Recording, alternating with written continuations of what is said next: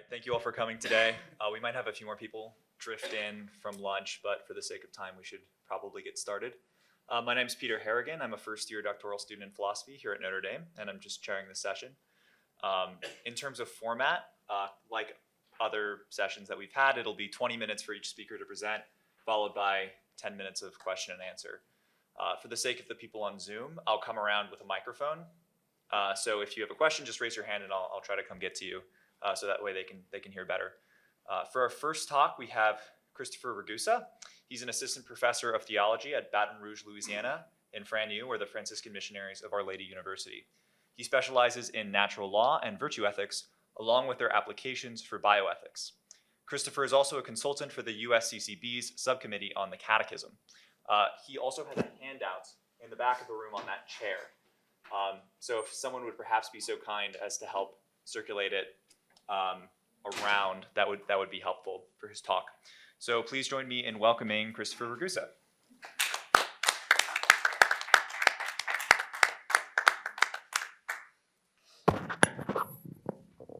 Thank you.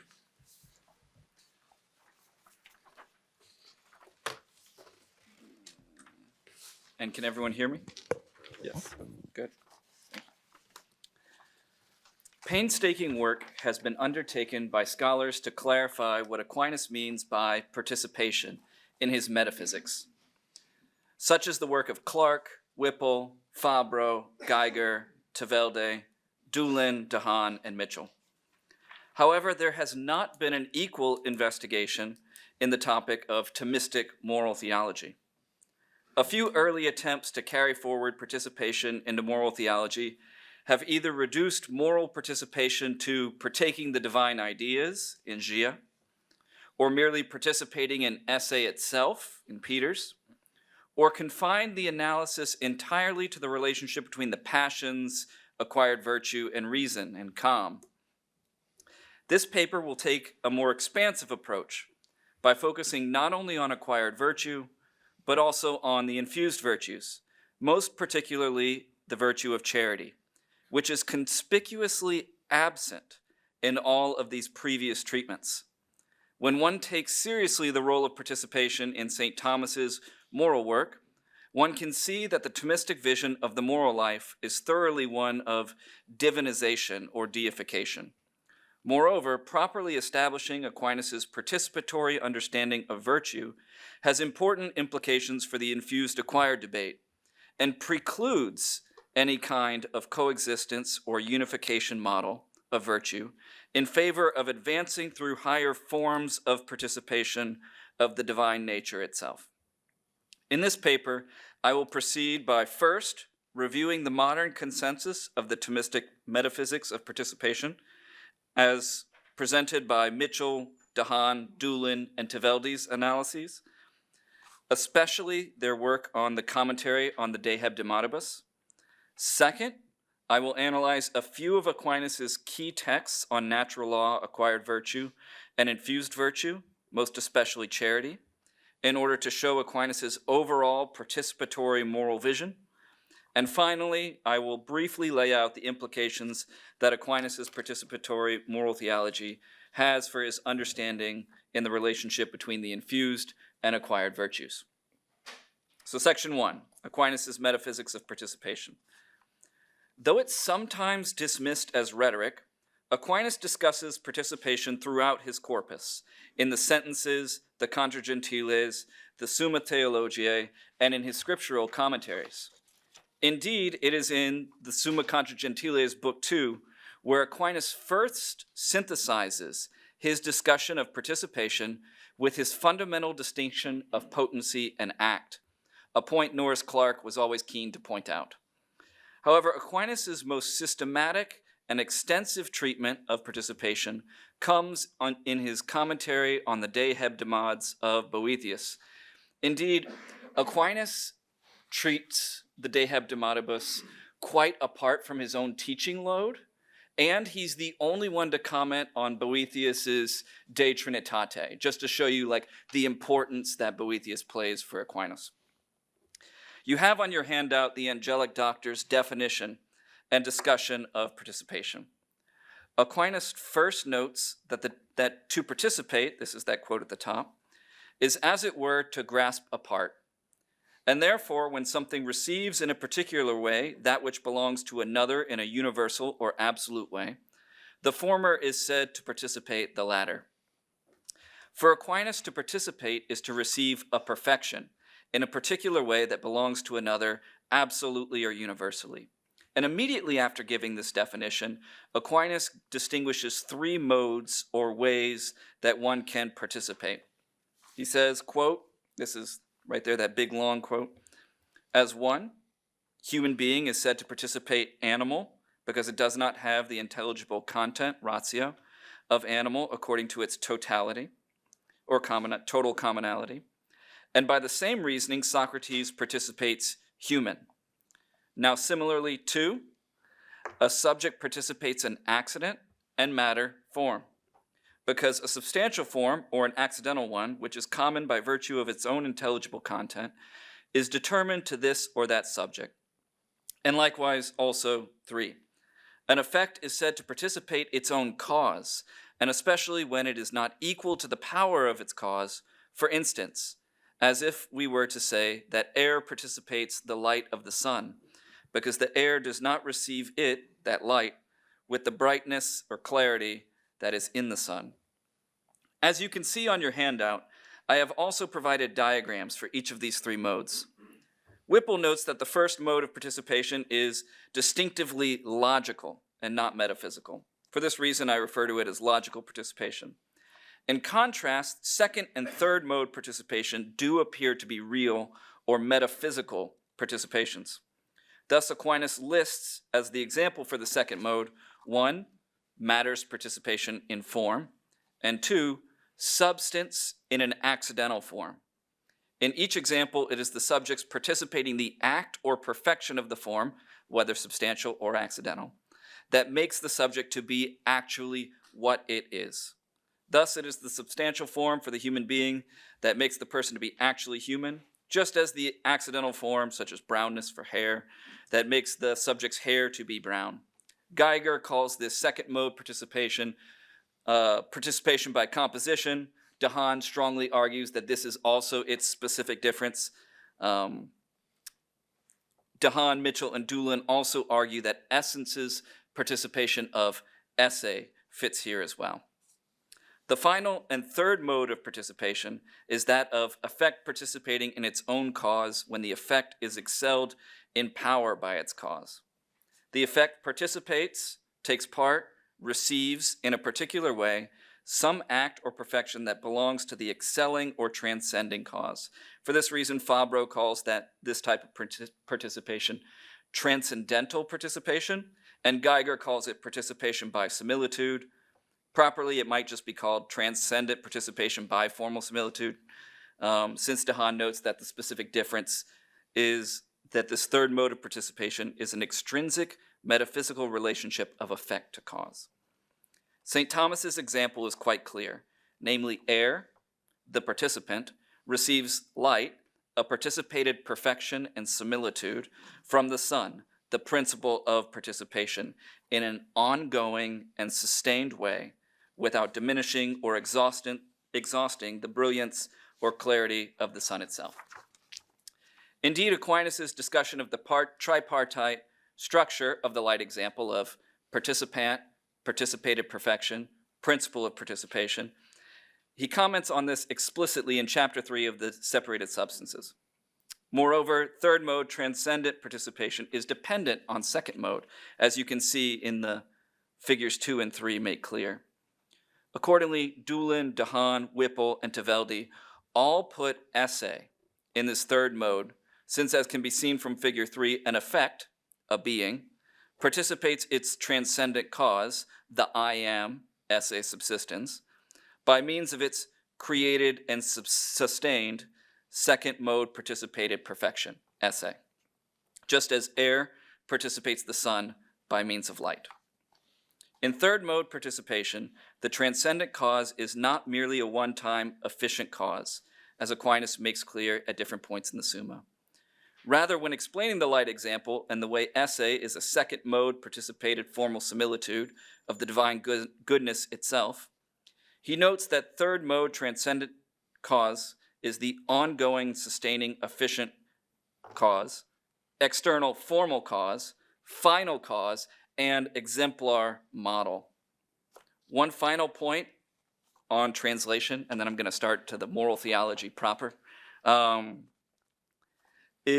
regards this tripartite structure of participation, of participant, participated perfection, principle of participation.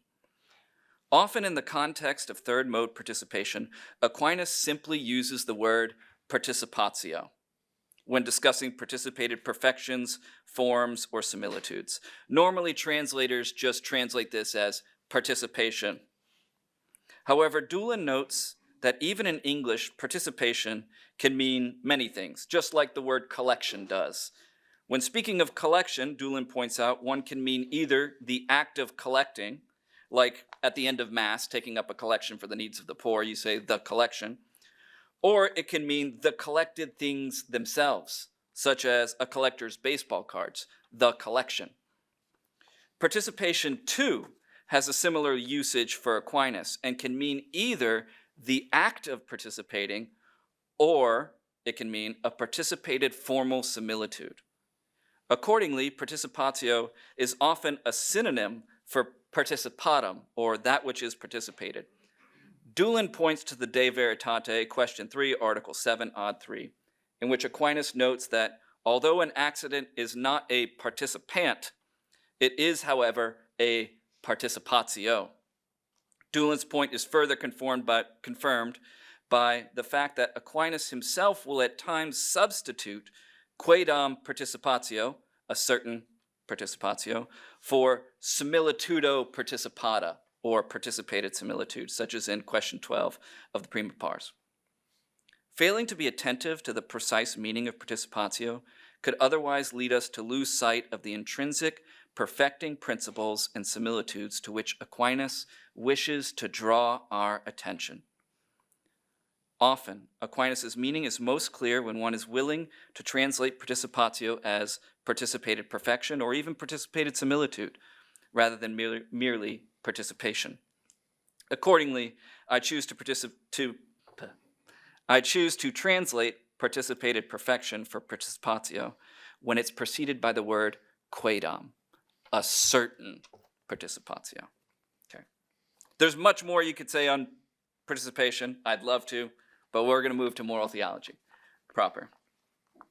As the Dominican Brian Shanley points out, Aquinas' understanding of image and the human person as made in God's image is at the heart of the Summa Theologiae. Thus, when analyzing the introduction that Aquinas gives to the Secunda Pars, Shanley observes that the import of Aquinas' opening quia, his opening because, is that somehow the doctrine of the Imago Dei is the explanation for why Aquinas proceeds the way he does for his exitus reditus structure.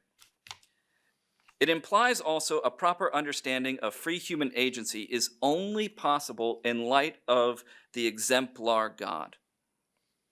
Aquinas' overall depiction of the image of God in man is threefold: by nature, by grace, and by glory. And the person is to proceed from lower to higher participations in which God is the exemplar model of each. Accordingly, in this section, I will discuss briefly Aquinas' participatory model of the moral life, and specifically the Macrobian hierarchy at the center of Aquinas' reflection on the virtues.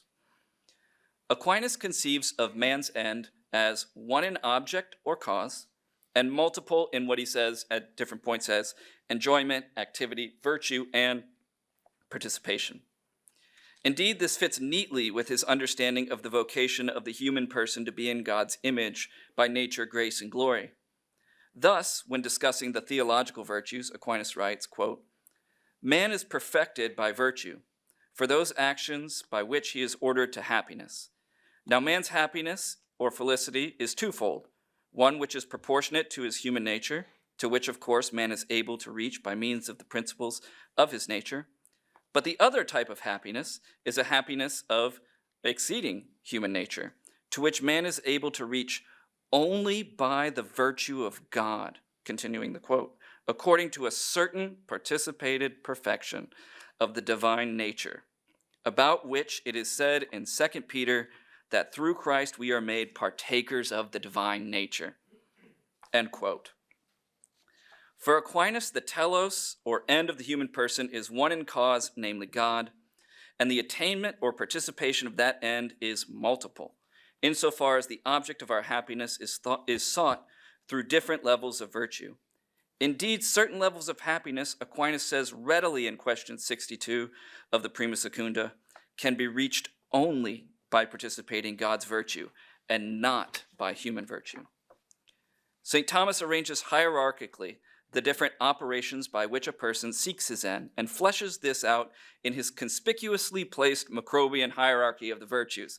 It's placed right there at the literal central article of the Prima Secunda's treatment of the cardinal and theological virtues. In the Summa, Aquinas presents a hierarchy of different types of virtues, namely political, purifying, perfect, and exemplar, in which each level of virtue is a particular increasing level of similitude of God's exemplar virtue and has a good or happiness proportionate to that type of virtue. Thus, he says, social or political virtues are proper to human nature and are human virtues. Purifying virtues are proper to, quote, those on their way to God and tending towards the divine similitude, end quote. These latter virtues govern actions regarding the world, and also they are directed to God himself. Aquinas describes the infused virtues and gifts of the Holy Spirit as these perfecting virtues. Perfect virtues are the virtues of those who have attained the divine similitude, he says, in heaven. And Aquinas identifies this especially with the life of glory. Exemplar virtues, Aquinas notes, are not divine ideas, but rather the divine nature itself as considered according to some ratio. Thus, exemplar prudence, he says, is the divine mind itself. Exemplar fortitude is God's unchangeableness, etc. Accordingly, I now turn to sort of a real quick brief discussion of these three and the moving between them.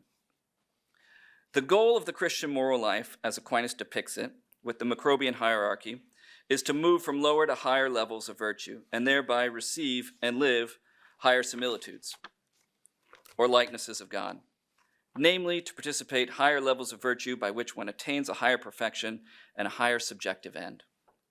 Yet such a thing must be understood carefully regarding acquired virtue. Aquinas observes, quoting Aristotle, that the passions participate reason by means of acquired virtue caused in them. Aquinas never speaks of the acquired cardinal virtues themselves as participated similitudes of the divine nature. Rather, he notes in the De Veritate that the acquired virtues are developed from their seeds in us, namely those inchoate perfections of our nature that are similitudes of our end, and which incline us to and allow us to desire our end. Insofar as these seeds and inclinations are aspects of our substantial form, they are similitudes participated second mode compositionally, as figure 2 and figure 4 show. Furthermore, these seeds, namely the natural inclinations and principles of the natural law in us, are divine reason and the eternal law's participatio impressed in us, as Aquinas notes explicitly in 91.2 of the Prima Secunda. Indeed, these inclinations, Aquinas readily says, are nothing other than the natural law, namely the eternal law's participatio in the rational creature. Here, I would like to pause and recall the above point, namely the importance of translating participatio as participated perfection, as Doolin points out. Otherwise, the translation of Aquinas' definition of the natural law as nothing other than the eternal law's participatio in the rational creature begins to sound almost pantheistic. Rather, Aquinas' understanding of the natural law names a third mode participation, namely the way the rational creature partakes of God's eternal law and eternal reason by means of a certain similitude or participatio in that nature. I am running short of time. I have about 3 more minutes. So my point here that I'm going to move to regarding the infused virtue is that both Aquinas names them regularly as similitudes, and he does the same thing for the light of glory, in which he explicitly says we are made deiform. Here you have the quote of on charity there on the back. I'd like to point it out. The divine essence itself is charity, just as it is both wisdom and goodness. Hence, just as we are said to be good by the goodness which God is, and wise by the wisdom which God is, because the goodness by which formerly we are made good is a certain participated perfection of the divine goodness, and the wisdom by which formerly we are wise is a certain participated perfection of the divine wisdom, so too, therefore, charity by which we formerly love our neighbor is a certain participated perfection of divine charity. Indeed, this way of speaking is the custom among the Platonists, in whose doctrine Augustine was instructed, which some, from not attending to his words, have found an occasion for error. I'm running short of time, but I'd like to relate this structure of moving from lower to higher levels of participation to the infused acquired debate with the remaining 2 or 3 minutes I have. As no doubt those working in the Thomistic virtue ethics will have noticed throughout this paper, the view I've presented here, if correct, has natural implications for the infused acquired debate. I'll very quickly summarize the main positions within the debate. The first position could be called the coexistence theory of virtue, as major proponents of it include Cardinal Cajetan, Joseph Pieper, Michael Sherwin, and Jennifer Hurt. This position holds that sometimes the Christian acts out of natural virtue and sometimes supernatural virtue. It holds, perhaps because of a common mistranslation, that the life of grace and infused virtue governs only those areas necessary for salvation. A second position could be called the unification theory, and it holds that infused virtue still needs acquired virtue to act, such that the Christian, without realizing it, actually performs 2 acts of virtue, infused and acquired, in every one act. Such a position holds that the infused virtues cover and refer an acquired virtue's unchanged and unaided act to the new meritorious end of charity. Major proponents of this theory include Etienne Gilson, Romano Cesario, Garrigou-Lagrange, and David de Cosmo. The last and final position in the debate might be called the supernaturalist school, and it holds that the Christian in a state of grace only ever acts, including regarding goods of this world, from infused virtue. Its major proponents are Serveus Pinckaers, Jean Porter, Angela Knoebel, and Bill Madison. So with my final paragraph, of these views, the last is most consonant with St. Thomas's metaphysical participatory moral theology, as I have outlined in the longer paper. For Aquinas, the goal of the moral life is to ascend from lower similitudes of the divine nature to yet higher ones, to grow in his image, first by nature, then by grace, and finally by glory. These lower similitudes are encompassed by the higher govern everything that the lower perfections were able to do, and more, says Aquinas regarding divine law or infused prudence. Moreover, these lower similitudes become dispositions when he talks about the way that accidental forms relate to higher ones, especially in his examples of vice, which we can go over maybe later. Indeed, if I am correct, for the good follower of St. Thomas, and not only St. Paul, one must say in all that I do, it is no longer I, but Christ who lives in me. He is the vine, and we, please God, are the participatory branches, and through him we are made partakers of the divine nature. Thank you very much.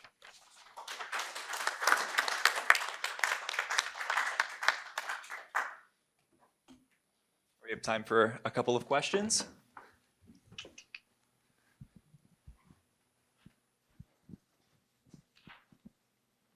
Just a simple thought about the 2 ancient sources you were indicating Aquinas used. Have you given any thought of how Boethius actually is aware of Macrobius, and how maybe this maybe it's not just coincidence that you have a model of participation for which Boethius is the occasion for Aquinas to comment, and then Macrobius as well is talking about the virtues in this way. Just a thought. No need to respond in full.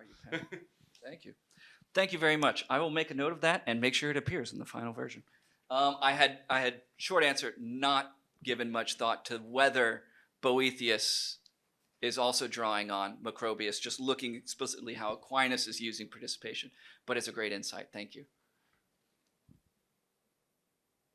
I actually have a question. Yeah. I was wondering if you could say a little bit more about the exemplar cause of virtue, or exemplar causes generally, because it seems like on the one hand, participation as a certain kind of having can seem like something that the participatory agent is actually sort of doing, like taking. I think he might use the word capere sometimes. But then like the model of sort of infused virtue or like exemplar virtue seems to be something almost entirely passive on the side of the thing that is like receiving some sort of participative perfection from God. Yes. So I was wondering if you could say a little bit more about that. Absolutely. So in participation, part of the thing that's happening is the potency principle is always partaking in the act, whether that's second mode, composition, or in third mode, where the exemplar cause is efficiently, formally, and finally giving that perfection as the exemplar model. And then it's second mode participated, so that properly the similitude belongs to that being. In this way, the infused virtue, especially charity, is truly ours, says Aquinas. The exemplar aspect is important when dealing with the divine nature itself and the way that the efficient cause always produces its like, the similitude principle, which is so important for Aquinas. So you can't really remove the exemplar cause from the efficiency or the formal or the final. They all stand or fall sort of as one. A lot of times we think of the causes as individual, as if they're like a train where the different cars are following each other, but it's an analysis of one type of causality. Yeah. Thanks. I have a question. I much appreciated your account of participated charity, and obviously the context there in the discussion of charity in Aquinas is a worry that Augustine doesn't have an account of created grace, but only an account of uncreated grace. And so there in the response, Aquinas says, well, you know, if you were sloppy, of course, that's the correct reading of Augustine, but of course, if you were sloppy, you might think that he didn't have an account of created grace too. And so my question is, what would you say about notions of uncreated grace and uncreated charity in this context, given that they clearly have some role, some causal role in the salvific process? Can you say more about what you would mean by uncreated charity? Yeah, or maybe I should just say what I mean by uncreated grace. Okay. Right. Because obviously this discussion is all related back to the discussion of grace at the end of the Prima Secundae. And there we have created and uncreated grace, where created grace is the habit, the salvific habit. And uncreated grace is some kind of divine motion, either moving the will to accept the grace or moving the graced will to do graced works. That's what I mean, but I was wondering whether you may have just answered my own question. Yeah, it seems to me that this is in that explanation, very much a created grace, insofar as it's not a moving specifically of the will in an uncreated way, but a giving of a formal power by which we then are able to love God in a higher and supernatural way.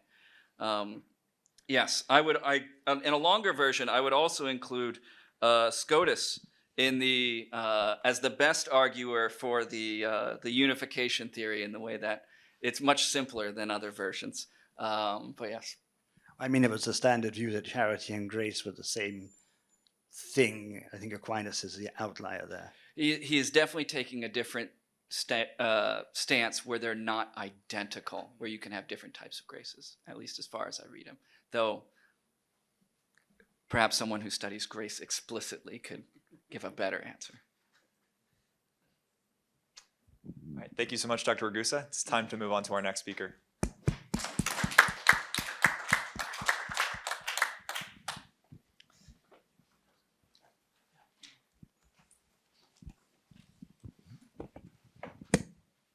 All right, next up we have James W. Stroud. He is an assistant professor of moral theology at Sacred Heart Seminary and School of Theology in Hales Corners, Wisconsin. He holds a licentiate and doctorate of sacred theology from the Catholic University of America. He has published articles in the areas of fundamental moral theology and the intersection of moral theology and scripture. He is a member of the Academy of Catholic Theology, the Sacra Doctrina Project, the American Catholic Philosophical Association, and Milwaukee's Archdiocesan Healthcare and Bioethics Committee. The title of his talk today is Necessary for Salvation and the Infused Habits in St. Thomas Aquinas. Please join me in welcoming Dr. Stroud.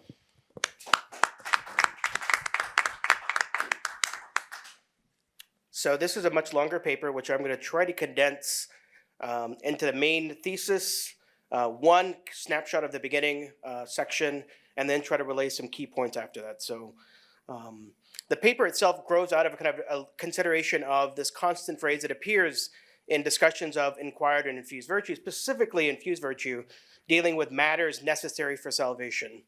This has been one of those phrases that pops up without any necessary clarification about what it is. That a kind of play on words? Any necessary clarification about what it actually means. So part of my paper is trying to unpack context for understanding this idea of necessity. And of course, Thomas gives us some of that. So it's going to be easy to think of that. I'm going to use the sacraments as an example, as a segue to think about how he uses the different kinds of necessity. And then I'm going to move into a discussion of and looking at different ways to think about what Thomas is talking about when it comes to matters necessary for salvation in the context of the infused habits. The ultimate goal is in a certain way to try to re-aim and reorient conversations around infused virtue and recognizing the infused virtues are more than sufficient once you consider the gifts of the Holy Spirit and virtues working together to carry out one's life oriented in Christian living, to love God and love neighbor in all things, without having to resort to acquired virtue to do so. There's a whole separate thing that I didn't even pick up on this paper about the unnecessary side of acquired virtue, but that's a different, much longer conversation that I didn't even try to put in here. So on to where I'm at. So I picked one figure. There's two figures I work with, Sherwin and DeCosimo. I'm only looking at Father Sherwin's piece, his essay, Infused Virtue and the Effects of Acquired Vice. And in that, importantly, and it's something I really like in the movement of this particular essay, is that he's trying to defend beautifully the acquired cardinal virtues over and against other interlocutors who say that those things don't exist. So on the one hand, I'm really appreciative of what Father Sherwin is trying to do in the article. On the other hand, I think he undercuts it in a certain kind of way about the potency of what the infused cardinal virtues can be doing. So let me just read a little bit, and then I'll point out other things as needed. So Father Sherwin makes the case for the infused cardinal virtues over and against arguments of prominent figures like Duns Scotus, Don Latin, and the rejection of the infused moral virtues in the Christian life. Sherwin does this through an experiential account that helps him construct arguments of fittingness concerning the necessity of the infused moral virtues. Thus, Sherwin utilizes that story of Matt Talbot, the 19th century poor Irish laborer who experienced an immediate conversion from a life of drunkenness to a radically changed life dedicated to the love of God and love of neighbor. Talbot's example, quote, seems to embody Aquinas' affirmation that although sanctifying grace infuses cardinal virtues within the convert may still struggle with the residual effects of his acquired vice, close quote. In other words, Talbot manifests the reception of infused temperance while still dealing with the residual effects of his struggle with alcohol. When developing this account and its implication, Sherwin makes clear that the infused moral virtues do not supplant the acquired moral virtues. This is in part due to St. Thomas offering treatments of both temperance and courage that involve the same subject matter, respectively, but both virtues are guided by different roles, depending upon whether the virtues are infused or acquired. Sherwin can then say, quote, when judging what constitutes an act of acquired courage, ye are guided by the measure of human reason, while judging acts of infused courage, ye are guided by the measure of divine law. And similarly, close quote, and similarly, the person with acquired moral virtues also needs the infused moral virtues if the person will be oriented via the means to his ultimate end. It is at this point in Sherwin's account where he imagines the objection concerning Christians in the state of grace as models of virtue. Citing the example of Louis IX, King of France and saint, Sherwin argues how a person can have great personal sanctity and yet have undertaken something as disastrous as the Seventh Crusade. As noted in the entry, skipping that. For Sherwin, Thomas ultimately affirms, by using this kind of example, that a person can have infused moral virtue and yet not have prudence to make good judgments about how to act in this world. So King Louis the saint, can have great personal sanctity, can be a lover of the poor, and yet be horrible about how to manage and to undertake a particular thing like a war. So he doesn't have that kind of acquired prudence that's necessary for living and making judgments like that. For Sherwin, St. Thomas ultimately affirms that, quote, the infused moral virtues pertain to a narrow band of action. They pertain only to those acts necessary for the agent's personal salvation, close quote. And in support of this position, Sherwin cites Summa Theologiae, Secunda Secundae, question 47, article 14, ad 3, which states, quote, wherein those who have come to the use of reason, it, and it being infused virtue, infused prudence, is also to act with regard to things necessary for salvation, close quote. So Sherwin here tries to give this account of how a person can have infused moral virtue and yet not have other requisite elements of infused moral virtue that would enable him to act in things in kind of worldly activities. So when it comes to personal sanctity and salvation, one has virtue by having the infused virtues, but when it comes to things outside of the scope of salvation, the virtue doesn't necessarily give you any facility to do those things. Okay, so it comes down to this, like, what do we mean by matters necessary for salvation? And I kind of put in a few different questions in a few different ways. Does necessary for salvation have to be so limitedly drawn by figures like Sherwin and de Cosimo in conjunction with the gift of grace and the infused habits? Does infused prudence simply concern itself with things necessary for one's personal salvation, and only by extension points to the need for acquired prudence to carry out acts that better fit the acquired virtues? One way to navigate such complicated questions is to consider what St. Thomas means regarding necessity and necessary for salvation. In this next section, I take up this consideration and use the example of the sacraments to unfold his usages of necessary for salvation with the hope of arriving at a better understanding of what St. Thomas means by necessary for salvation. Okay, so next part of the paper, which I'm going to condense into like 2 short parts.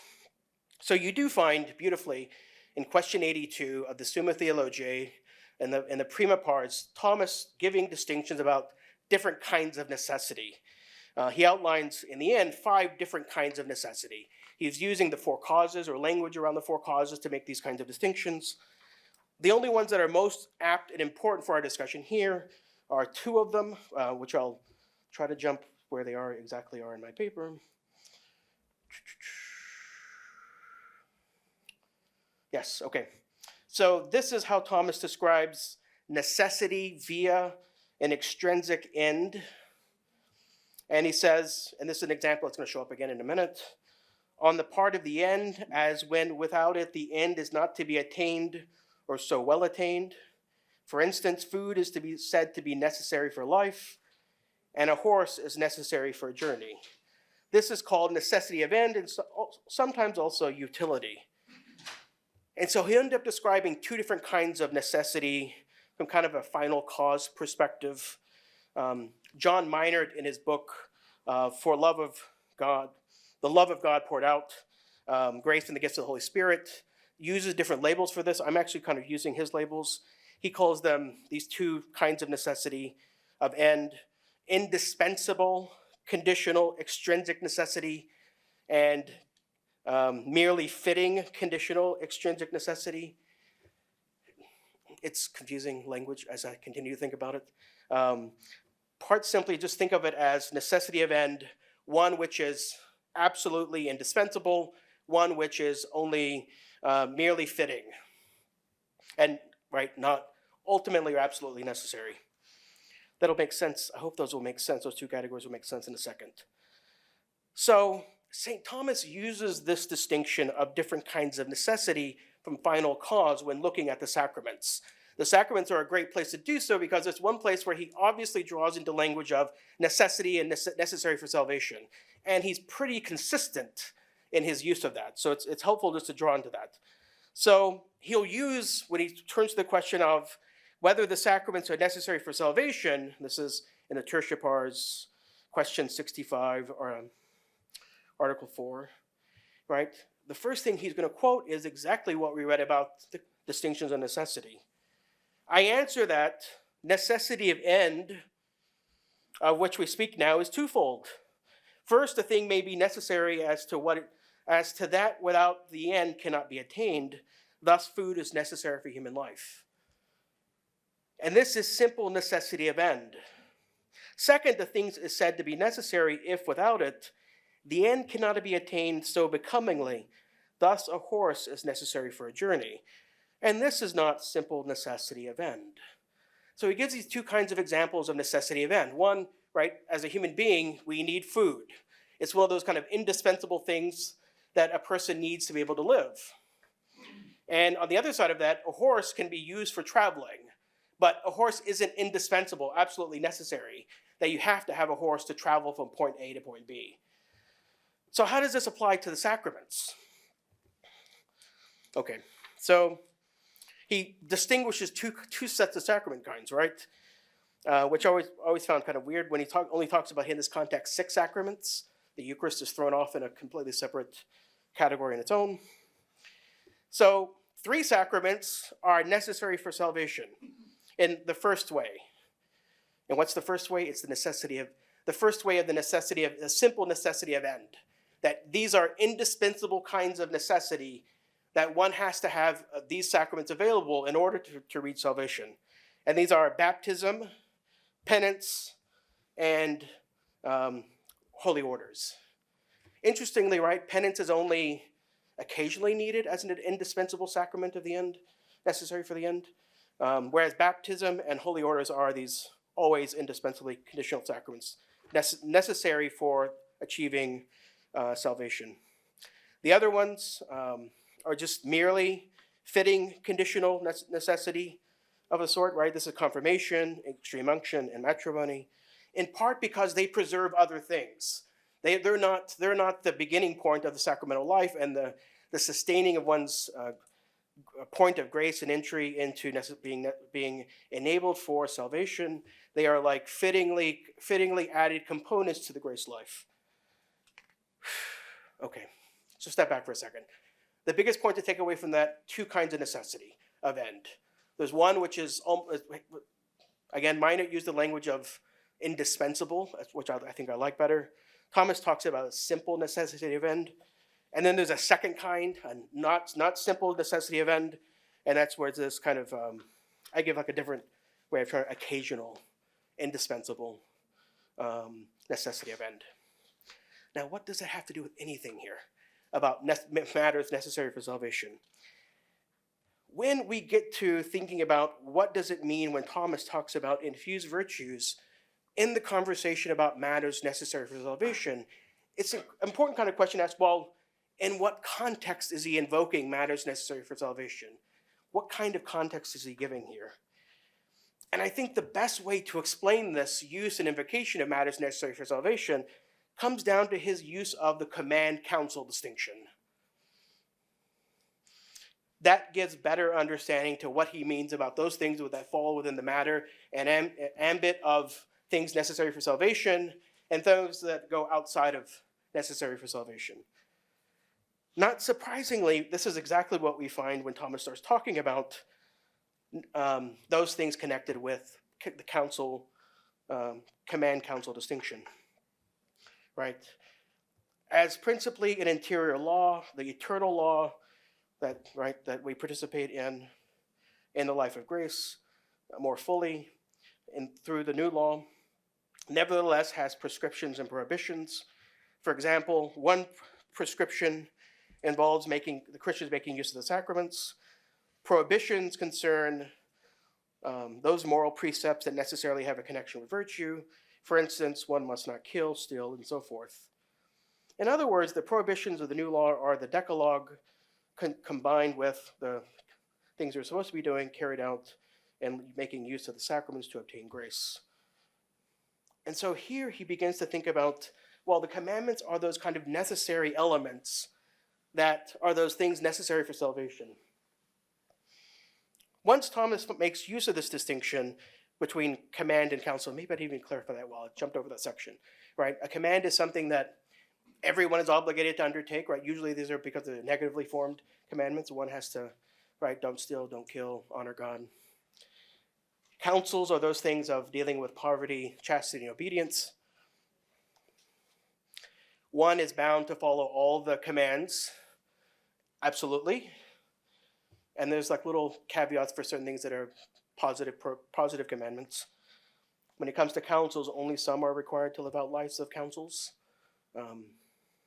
So only those who are kind of called and able to live those out are able to do so. Okay. How much time do I have? I didn't pay attention to the clock. 5 minutes. Great. Okay. So, necessary for salvation, matters necessary for salvation. I think the command-counsel distinction makes better sense of this. Let me try to then use where I think St. Thomas gets to this very point. That this division of counsel-command better explains what he's after. So he does this in one of his replies. This is a question about whether, I'm trying to forget where I'm at jumping in. One finds St. Thomas making use of this command-counsel distinction in his discussion of the command to be perfect, recognizing that a Christian's perfection is in total adherence to God through charity. St. Thomas remarks that this clinging to God can be done in two ways. The first way is in heaven, is when a person actually refers his actions to God and knows him as he can be known. The second way concerning this life is further divided into two ways. The first subdivision concerns a person who loves God above all things and all things in God. And St. Thomas states, quote, one is necessary for salvation, and all are bound to it, namely, that a person in no case place his heart in anything against God, and that he habitually refer his whole life to him. The Lord says of this, you shall love the Lord your God with all your heart, with all your soul, with all your mind. Close quote. This is the path of the commandments. It is necessary for everyone for salvation, and enables a person to cling to God through his whole life. The second subdivision concerns the way of the counsels, in which a person loves God above all things in a manner above the way of the commands. This is when a person, quote, adheres to God above the common way. This is done when he removes his heart from temporal things, the better approach to heaven, because this is where more charity grows. So the command-counsel distinction enables us to think about those matters that are necessary for salvation, follow those things under the commandments. And those things that are not necessary for salvation are those things that are pertaining to counsels. One, everybody's commanded to follow. Secondly, others are only in a kind of fitting way. So this is how you can see the two different kinds of necessity develop. That the simple necessity of end would flow out of the life of the commandments. The not so simple necessity of end, or the more one that's like merely fitting necessity of end, is when one follows a life of counsels. So now returning back to this kind of point, there's a question here where I develop more about the Decalogue and the New Law. Don't have time for that, but so returning to at least Sherwin's argument, if my account of matters necessary for salvation based upon the counsel-command distinction holds, then this helps explain that those matters necessary for salvation involve anything that falls under the umbrella of the commandments, the sacraments, and the grace of the Holy Spirit. And in particular, the domain of the infused virtues covers all things necessary for salvation, which importantly, again, like I said, covers the Decalogue, since these commandments are essential to virtue in the new law, and which ultimately help orient and enable the human person to cling to God through love, and enable that love through all things ordered to God. This also helps explain other texts in Thomas where he notes the connection of the infused moral virtues and charity, wherefore all the moral virtues must needs be infused together with charity, since it is through them that man performs each different kind of good work. There was one further part to this paper which I'd love to get to, but I'm not going to. It's focusing on the gift of counsel. It's here where Thomas specifically, again, invokes a discussion about matters necessary for salvation. And he'll talk about how in counsel, this gift of counsel can be a gratuitous grace. I should say counsel can be a gratuitous grace. The gift of counsel is given to all Christians in matters necessary for salvation and not, and in other things. It's not simply limited to matters of salvation. It goes beyond that scope of matters necessary for salvation. What does he mean there? It means simply that the gift of counsel is operative, those living a life according to the commandments, and those living a life according to the counsels. So the gift of counsel is operative in both of those kinds of circumstances. So I think this using of an invocation of the command-counsel distinction makes better sense of what Thomas is talking about in these matters necessary for salvation, which raises, I think, really fascinating questions about the scope of the infused virtues in the Christian moral life. I'm going to end there. Thank you.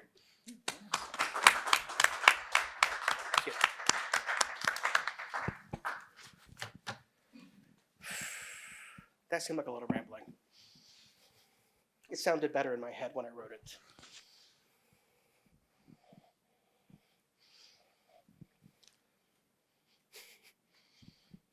Thank you very much for your paper. So I guess I have a two-part question. The second question depends on how the first one's answered, just to make sure I'm understanding kind of the argument or the interpretation correctly. So the infused virtues, you would say for Thomas, are necessary for those the commands in the Christian life, for following the commands, but they're not necessary for following the counsels. Is that? No. No. Okay. So the difference would be for those. So think of it like one level and then a level. And I don't like levels. But imagine in your mind all Christians participating in like one level of living out the eternal law and the life of grace under the new law. And that would be in which the commandments are applicable to everyone, right? The commandments, the new law, applicable to everyone living a life of grace.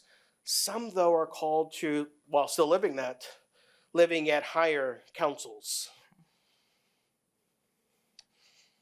And so in that kind of context, it's like this is one kind of necessity for everyone, a fitting kind of necessity for some. Does that make sense? I'm not good with graphics, but I'm always worried about when I start putting grace, two different levels of grace here together like that. Yeah. No. I mean, it makes sense insofar as even those who are called to the counsels are still called to follow the commands. So I understand that they all would be living kind of the life of sanctifying grace and lived out in the infused virtues on their day to day. I guess the question or the concern that I'm wondering about is if this kind of twofold conception means that the person who is living in the state of grace has the infused virtues and all the gifts of the Holy Spirit.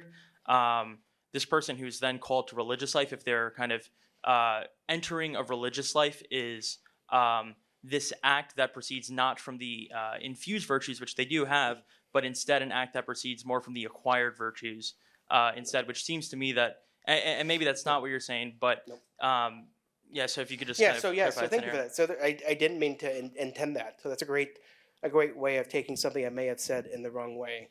But I was trying to relay that ultimately it's, right, all Christians are called to, so it's trying to think about how this level of necessity, right, those matters necessary for salvation ultimately involve all the commandments.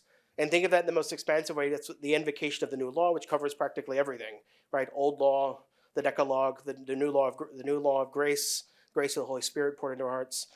And that encompasses everything for all Christians. That's absolutely, in a way, right, absolutely necessary, simply necessary for everyone to do these kinds of things, and including sacraments. And then in a higher way, some are called, while still participating in that and living in that, are called to yet even a higher share of the demands of the gospel as lived out in the councils. And so it's yet a further specification that only some receive a certain kind of special grace that enables them to live out this in a way that's, right, fittingly necessary. It's not simply necessary. It's like in a way in which it's enables those called to that kind of life to live out that those special counsels, always in conjunction with the life of grace lived out through the commandments. Dr. Yeah, Coleman? so just following up on this, it sounds like what you're saying is that the infused virtues are strictly necessary both for the commandments and for the counsels, but only the commandments are strictly necessary for salvation. Yes.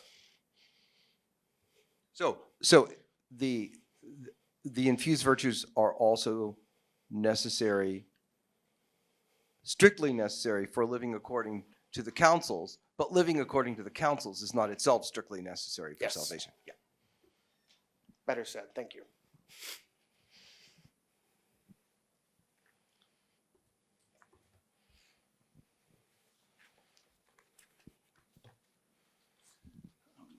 Thank you, James. Just two quick questions. The first is, my understanding is that Thomas's remarks on the necessity of the infused virtues with respect to things that are necessary for salvation pertains to prudence.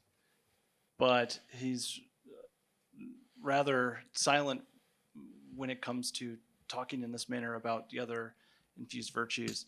So, and you can correct me on that, or explain how you understand those Yeah. inferences. The second question is, if the gifts are about the counsels, then why is it that Aquinas tells us the gifts are habitual dispositions to be moved by the inspiration of the Holy Spirit? Why can't reason, enlightened by grace, come to the right conclusions about what the counsels enjoin? So first question, I was thinking the connection I just assumed without actually articulating it is thinking the way in which Thomas talks about that all who have grace have infused prudence, which in some ways is linking of those who have charity, right, have all the virtue, all the infused virtue. So it's this by virtue of having the infused prudence, one has all the other infused, by which necessitates having first charity, that thereby necessitates having all the infused virtues. So that was the kind of way I was trying to connect that without actually explicitly saying that. Without explicitly saying that. I think the only line I threw out there was about the grace of the Holy Spirit in conjunction with that discussion about necessity. So that's a good point that needs to be clear. The second one, I don't think necessarily you carve out a special way in which the gifts operate differently within those who are living out a life of counsel. I think it's because I think Thomas very clearly thinks those are two distinct kinds of operation, right? That one can have, as he talks about like in the gift of counsel, one can lead others through this kind of gratuitous grace that enables others to guide others well. That's distinct from the gift of counsel itself. So I would think that while those who are living a life of counsel, if we're thinking of the counsel precept distinction, counsel commands distinction, right? That they already share in that those infused habits. Did that make sense? Or maybe it didn't. I'll let I can follow up with you. Yeah, we'll talk. We can chat. Okay. Well, thank you so much, Dr. Stroud. It's time to move on to our final speaker.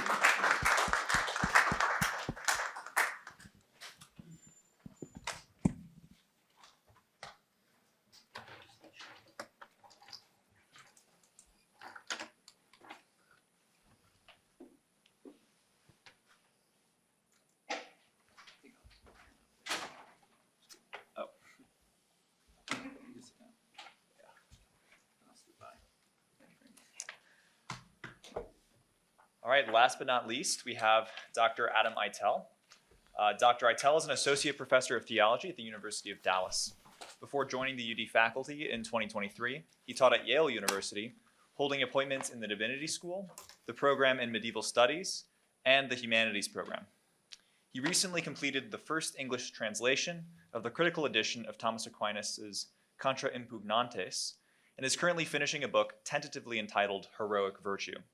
The title of Dr. Eitel's talk today is In nobis esse virtutes morales infusas et acquisitas, acquired and infused virtue in Thomas Aquinas and his immediate successors. Please join me in welcoming Dr. Eitel.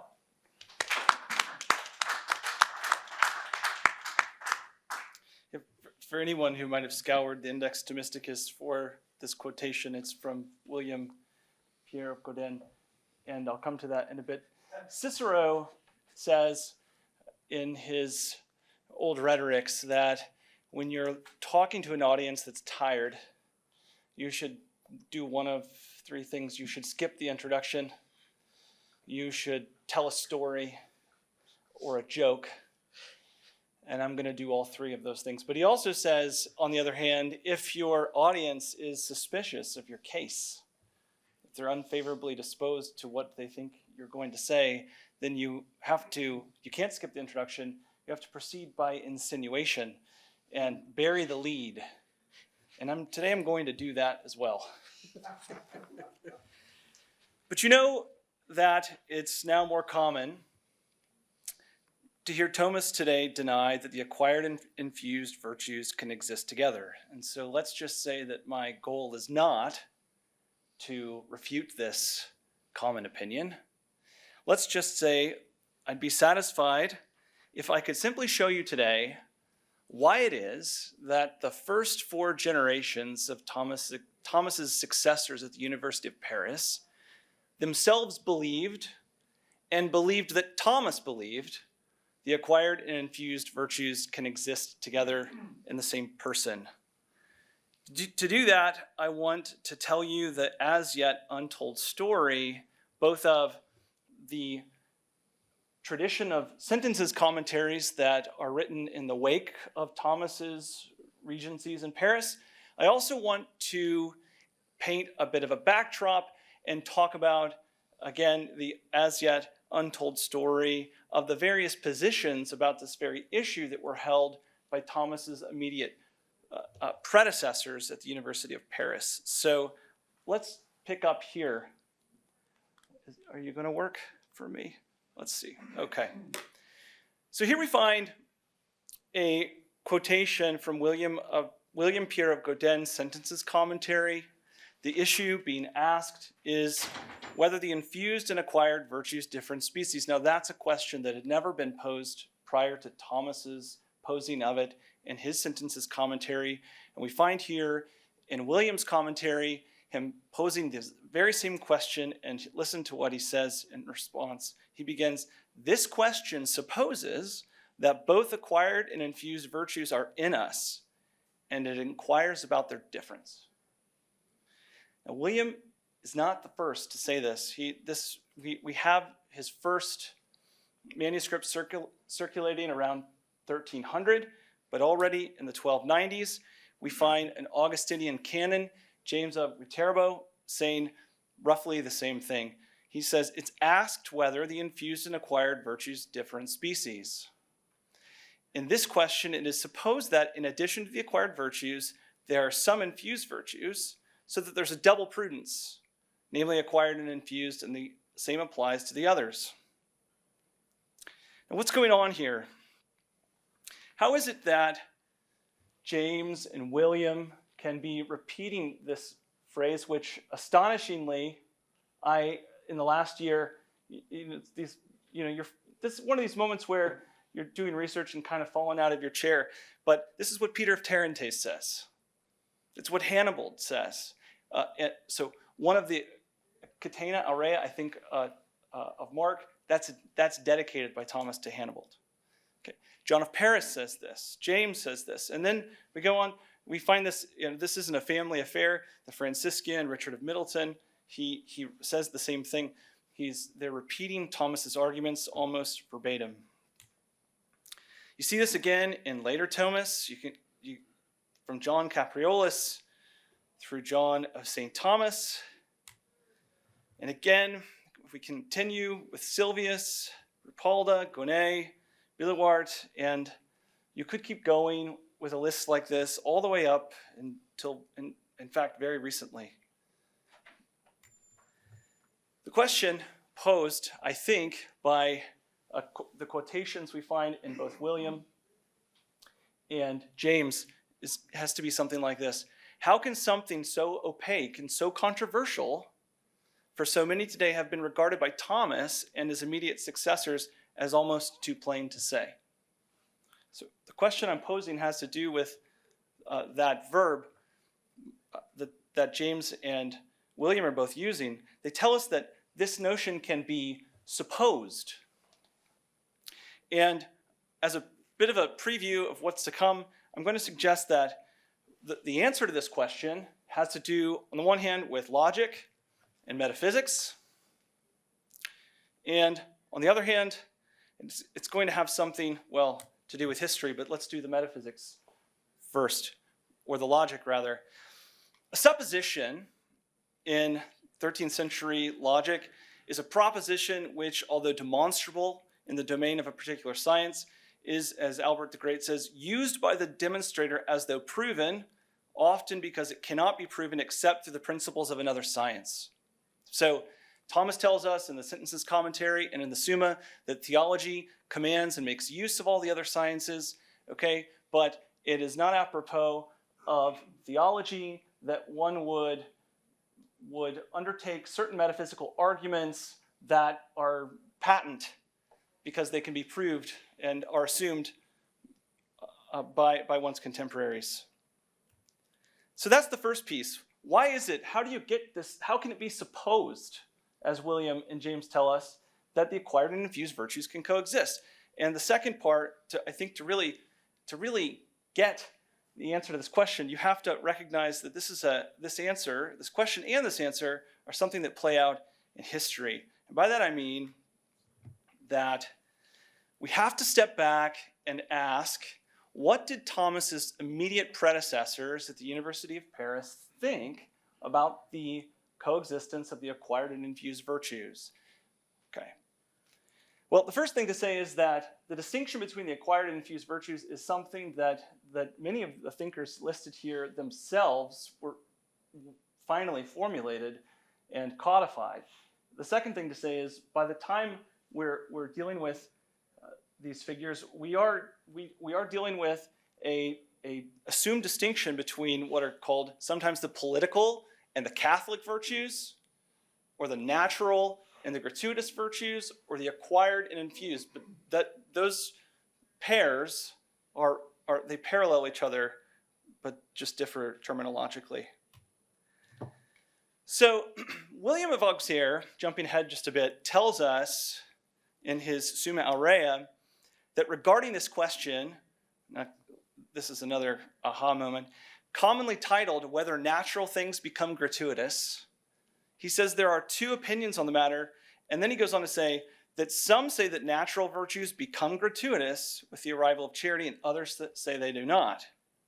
So let's start with this first position. We find it in someone like Alan of Lille. He tells us here that those qualities which in an infidel, a Jew, or a Gentile are called political virtues are informed by charity when the infidel soul is converted to faith, and then they become Catholic virtues. He's talking here about temperance, prudence, fortitude, and so on. And he says, previously, these existed in an uninformed state, but then they become formed. And he's working all of this out with his contemporaries under the same headings that they're working out the distinction between unformed and formed faith. You have unformed faith in a Christian, a Jew, a Gentile, and when charity comes, the question is, does charity get rid of, does it expel unformed faith and replace it with faith, or is unformed faith rather transformed into formed faith? And Alan, his intuition here is that the same thing that happens to the acquired virtues is what happens to unformed faith.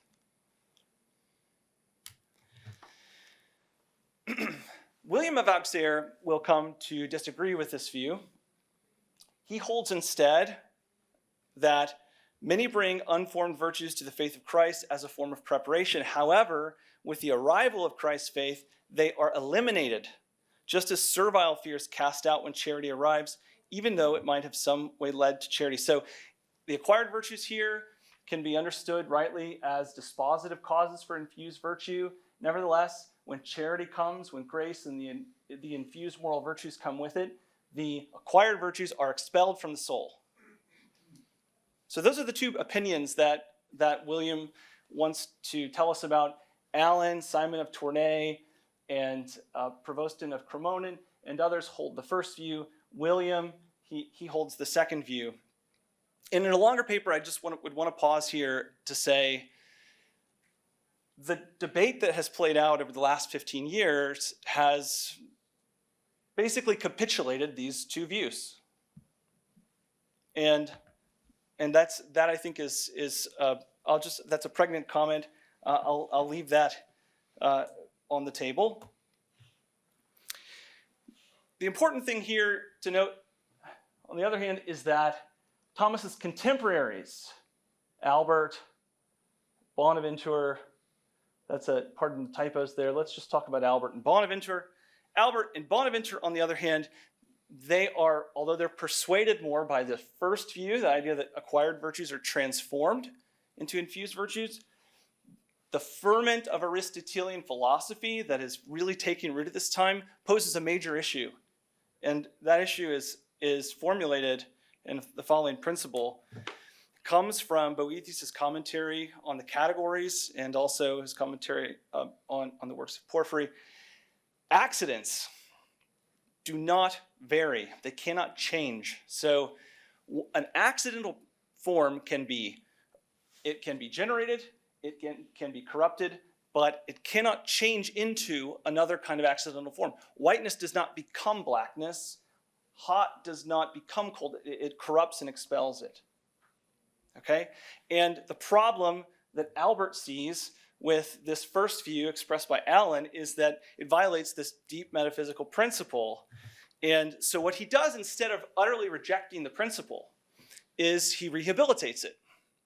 He says, the opinion which says that natural virtues become gratuitous should not be understood according to becoming in the sense that natural virtues essentially become gratuitous virtues, because this is impossible and would border on heresy. Rather, it means that natural virtues become gratuitous because they can coexist with them, with gratuitous virtues, and bring something good to the subject, such as making it easier to act rightly and the like. In this sense, a virtue is said to become gratuitous because it remains. All right, so the idea is that the acquired virtues are not corrupted, but rather, in some sense, yet to be defined, perfected by grace. But the intuition in Alan's view that the acquired virtues are transformed into infused virtues, though the idea is correct, the basic intuition is that grace exists along with, the gratuitous virtues exist along with the acquired virtues. And in case you missed it, the point I really want to underscore is here, I don't know if you missed that word, the word there is coexist. That's Albert's view. And Bonaventure, well, so he comes along, I think I'll just skip this over, there's this lovely passage in his De Bono where he elaborates on this view. You can see here, what he's doing is articulating what later scholastics will describe in terms of facility. He's talking about the way in which the acquired virtues can make it easier for the infused virtues to operate. Bonaventure, he grabs onto Albert's view, thinks this is right. It's well established, of course, that Bonaventure has Albert's commentary in front of him, just as Thomas has Bonaventure and Albert's commentary on the sentences in front of him. You see here, this is Bonaventure. Political virtues brought to a certain completion by a subsequent habituation, to a better completion by the addition of grace, but to perfect completion by both causes together, namely grace and habituation. So it's a slightly different point. He's talking about different ways in which the acquired virtues can be perfected. The best way, of course, is that they would be perfected not simply by one's own efforts, but also by the impetus of divine grace. Okay, well, here comes the problem, and there is a big problem.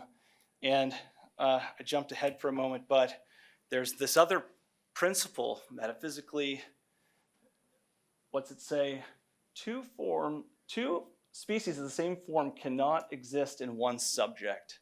Now, that is a principle that is formulated in the 11th century, carried on. You find it in Alexander of Hales. You find it in William of Auxerre. You find it in Thomas, Bonaventure, Albert, and everyone else in between. And it's not a disputed principle, but it's something that Albert and Bonaventure have not considered, which is this: how can you have two fortitudes in one power? How can you have two forms of temperance in one power? And if you want to hear the objection, we could look to really one of the arch enemies of the friars, a rather reasonable man, though, I think, Gerard of Abbeville. And I wish Stephen were here today, but I just want to thank Stephen Metzger.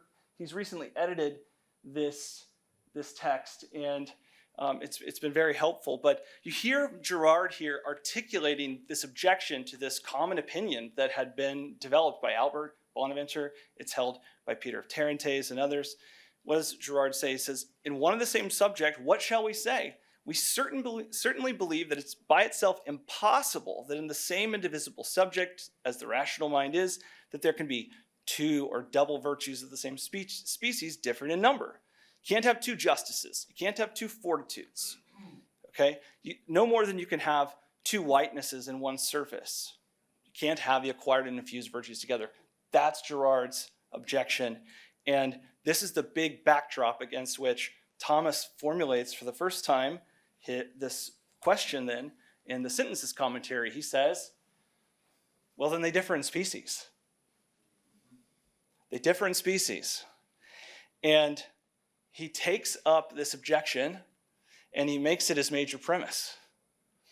Two forms of the same species cannot be in a single subject, but infused virtue exists simultaneously with acquired virtue, as is clear when in an adult who possesses acquired virtue comes forward for baptism, he then does not receive infused virtue any less than does a child. Therefore, acquired and infused virtues differ in species. Okay, so there you have a propter quid syllogism. I'm going to focus now on the minor premise and then come back to this question I had asked, but now let's just reformulate it.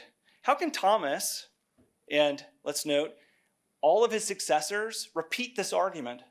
How can they simply assume, how can they be so sure that the acquired virtues are not expelled by the infusion of grace? In other words, is there no merit to a view such as William's? I mean, it's in a sense, it sounds as though he's just asserting this to be the case. How can they say this? Well, to understand how it is, in other words, that a James of Viterbo or a William or Thomas, or many others besides, can simply presuppose this, you have to go back to the questions where Thomas is working out, as Alan and William had been working out, the relationship between formed and unformed faith. For them, as for Thomas, this question now is a proxy for talking not only about formed and unformed faith, but also the relationship of acquired and infused virtue. Two arguments Thomas makes. So the question he's dealing with here is whether unformed faith is expelled from the soul by formed faith or by the coming of charity. And he gives us, very typically in the sentences, two syllogisms in sequence. So he says, on the contrary, infused gifts are not more permanent than acquired habits, but the coming of grace does not take away acquired habits. Therefore, much less does it take away the infused habit of faith. Further, nothing is corrupted unless by its contrary, but unformed faith is not contrary to grace, because habits of good are not contrary to each other, but only habits of evil, or a habit of good to a habit of evil. Therefore, unformed faith is not removed according to the habit by the coming of charity. And what I want to do now, in the next couple of minutes, is look at these arguments very closely. So, as before, we have two propter quid arguments, demonstrations proceeding from causes to effects. Each explains why the infusion of gratuitous principles such as grace and charity do not expel the habit of unformed faith. But more important for our purposes, it's not the conclusion, it's really this minor premise. The coming of grace does not take away acquired habits. How does Thomas get there? Well, it might help to know that this is an adaptation of an argument. I mean, the minor premise is already stated in Albert. His commentary in the sentences is at the same place. It's restated by Bonaventure. But this isn't simply just a traditional, kind of, the restating of something unproved. To get how the minor premise can be justified, we have to look at the second argument. The first, the major premise, nothing is corrupted unless by its contrary. This, like the minor premise, comes right out of Aristotle's Categories and Boethius' commentary on the same book. Okay, it's a premise that no one has doubted.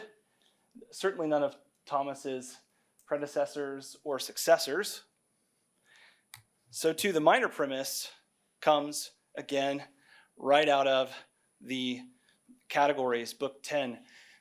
What does Aristotle say? He says that contraries are defined as two qualities or two accidents, say, in the same genus or an opposing genre, which cannot exist together in the same subject. He also tells us, by way of example, that virtues and vices are contraries, as if to say, contraries are two things that cannot exist together in the same subject. Virtues and vices are contraries. No good habits are vices. You have it already there in Aristotle's Categories, and Thomas certainly would argue, just by the sweet deliverance of reason, that virtues cannot be opposed to virtues. This brings us back to William. What is it that he's supposing? It's asked whether the infused and acquired virtues differ in species. This question supposes that both acquired and infused virtues are in us, and it inquires about their difference. Here you find something like that demonstration that is being supposed in William and James and many others. And it's very simple. It is something like, good habits do not corrupt each other. Acquired and infused virtues are good habits. Therefore, acquired virtues and infused virtues do not corrupt each other. Okay. Rather than continue on here with drawing out some conclusions relative to this contemporary debate, I will just leave it to you and thank you for your time.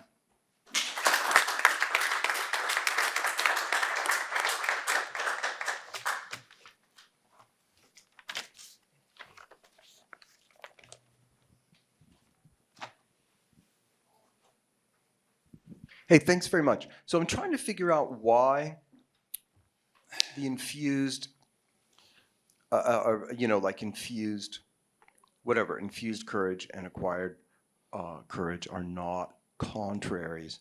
Now, I had thought at a certain point where this was going was they're not of the same species. That's why the problem doesn't even arise. It can't arise. Like, why should getting taller make me change color? That's just a dumb thought. But that isn't where you went. You went instead with the idea that no two good things, no two virtues are contraries ever, right? Yeah. But what that sounds like it's opening the door to saying that you could have two acquired courages, and I can imagine an argument that goes like this: if an infused and an acquired thing are both compatible, then two acquired things are even more compatible, right? So then the argument seems to prove too much, that you can have two acquired or indeed two infused courages. Yes. Okay, I see. Thank you. Let's go back here. So here again, this is actually clear. So the major is that you don't have two species. They can't be in the same subject. The objection that Girard had put was assuming that acquired and infused virtues, they differ in species. And what's left out of this paper is Thomas. Well, this is a brief sed contra argument, but Thomas will go on to argue, no, the acquired and infused virtues, they differ in species, and so they can exist in the same subject. All right, and that in fact, what I'm underlining, just this point alone is something that has been, I think, misunderstood in the debate, and that's what makes the historical context, I think, important. But to your question, Thomas would say, or perhaps someone like Gerard would say, that's it. Aren't they the same species? Well, one species of acquired virtue, so you have one form of acquired virtue in me, let's just say, and in you, let's just say. So they're the same species, but numerically distinct. Right. I can't have, and so that's why you can't have two acquired instances of acquired virtue in the same power. Yeah, it just seems to me if you granted that the infused and the acquired are of different species, you already have enough that they can coexist, and the fact that both of them are good, yeah, you don't even need that.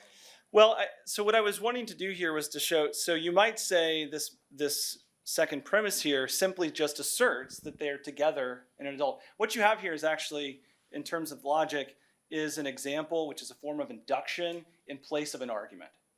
And the supponere, the supposition, what's being supposed is the metaphysical arguments that I was describing in the second part of the paper. And what Thomas will want to respond, and indeed does respond, saying is that it's Gerard or other opponents have misunderstood those metaphysical premises. Yeah. Thank you very much. I have two questions. The first is in your historical analysis of the way Aquinas is and is not like his contemporaries. The first is, do the other authors talk about virtues as participatios or participated similitudes of the divine essence? And that's just a sort of historical question. Yeah. That is either a sort of yes or no. My second question is that you note that with the incoming of grace, it doesn't take away acquired habits. Absolutely. And Aquinas argues that infused and acquired habits can exist together as different species. Thanks. Yeah. My question is, in the disputed questions on the virtues, Aquinas discusses this explicitly with acquired vices. Yes, this is what I left out, and this is part of Michael's question. And that he notes that they're no longer virtues as sort of the ultimate of the power as he defines it there, but they're indispositions. Yeah. And that you can, and similarly in the Summa he says that acquired or actions can dispose to infused virtues. So you can have two accidental forms, but it seems that perhaps one's only properly the utmost of the power as the virtue. I don't know. And the others are dispositions or qualities. So your second question, I can briefly answer the first in a minute. Your second question is helping me realize that I breezed past something that I think is also maybe provoking Michael's question, and it's this. If you come back here, okay, the coming of grace does not take away acquired habits. Now that's a genus, inclusive of acquired virtues and vices. Okay, so what Thomas has to do, you might think just from this minor premise that you can conclude that acquired virtues can exist together with grace. But no, in fact, what Thomas has to show is why it is that acquired virtue can exist alongside grace, whereas vices cannot. What Thomas says, as you were just pointing out, is that when grace comes into the soul, that one's vices qua habits are corrupted and diminished so that they are now dispositions, which means that they are not properly contraries, which is how you can get, it's not that mysterious, it's very familiar. You can get, it's a slog, the Christian life.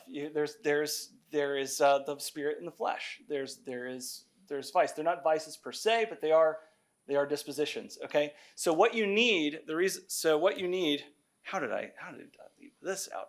Why you need this argument about contrariety in order to differentiate acquired virtue and vice.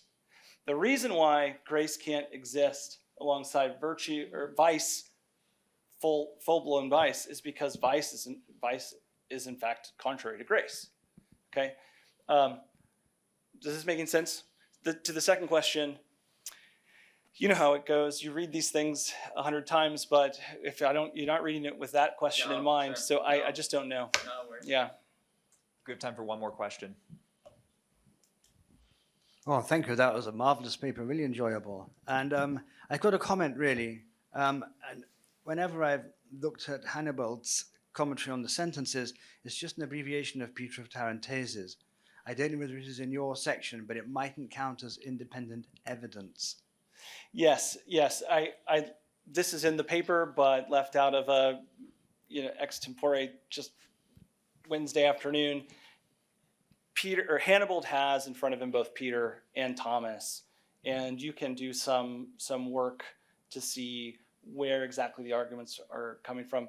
So, quite a lot of it there is from Peter, but actually in this instance, he reaches back to Thomas because Peter, who's written his commentary 1258, 1259, hasn't picked up on, I think, the urgency of some of the way Thomas has formulated his ideas.